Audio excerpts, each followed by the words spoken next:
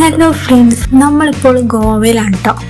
ഗോവയിൽ നിന്ന് കിടക്കുമ്പോൾ തന്നെ എല്ലാവരുടെ മനസ്സിൽ ആദ്യം വരുന്ന ബീച്ചും ആഘോഷമൊക്കെ ആയിരിക്കും ഇതുപോലെ. പക്ഷേ ഫുഡ് ലവേഴ്സിന് ഗോവ എന്ന അത് ഇവിടുത്തെ ട്രഡീഷണൽ ഫിഷ് താലിയാണ്. ഗോവൻ ഫിഷ് താലിയാണ് ഈ കാണുന്നത്. കണ്ടില്ലേ, ഇതിൽ എന്തൊക്കെ ഉണ്ടെന്ന് നമുക്ക് നോക്കാം. ഇന്ന് എനിക്ക് കിട്ടിയിരിക്കുന്നത് ഏത് മീനാണെന്ന് എനിക്കറിയാൻ പാടില്ല. മനസ്സിലാവുകയാണെങ്കിൽ ഏത് മീനാണെങ്കിൽ ഒന്ന് കമന്റ് ചെയ്യണേ.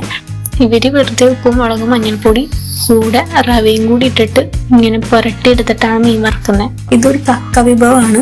ഇത് തേങ്ങയും മസാലകളൊക്കെ ചേർത്ത് ഒലത്തിയെടുക്കുന്ന ഒരു കക്കയാണ് കേട്ടോ. അത് ഈ കക്ക തിന്നാൻ പറ്റില്ല. ഇതെന്തിനാണോ ഇവരിങ്ങനെ വെച്ചിരിക്കുന്നത് എനിക്കറിയില്ല. ഞാൻ അതിന്റെ മസാല മാത്രം എടുത്തങ്ങോട്ട് തിന്നു അവിടെ വെച്ചു. അടുത്തത് നമ്മുടെ സാധാ മീൻകറിയാണ്. അത് നമ്മുടെ സാധാ മീൻകറി, നല്ല വറുത്തരച്ച് വെച്ച മീൻകറി.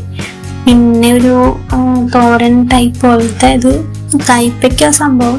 അടുത്തതായിട്ട് സലാഡ് ഉണ്ട് അതിൻ്റെ ഒപ്പം തന്നെ. അതിൻ്റെ കൂടെ ചപ്പാത്തിയും തന്നിട്ടുണ്ട്. പിന്നെ ഈ ഒരു സാധനം, ഇതിന്റെ പേര് സോൾക്കടി എന്നാണ്. ഇത് തേങ്ങാപ്പാലും കോകവും ചേർത്തുണ്ടാകുന്നതാണ്.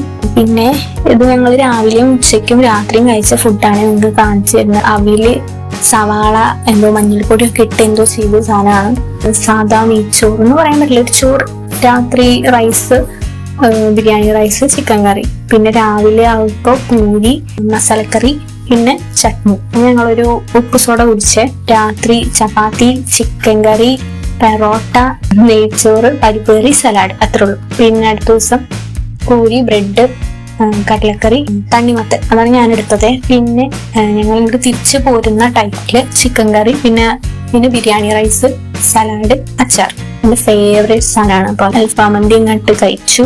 ഞങ്ങൾ വീട്ടിലേക്ക് മടങ്ങുകയാണ് ഗൈസ്. അപ്പൊ നിങ്ങൾക്ക് ഈ വാട്ട വീട്ടിലെ ഗോവ ഇഷ്ടമായെങ്കിൽ ഒന്ന് ലൈക്ക് ചെയ്യുക, സബ്സ്ക്രൈബ് ചെയ്യുക, ഒന്ന് കമന്റ് ചെയ്യുക. ഓക്കെ, ടാറ്റാ.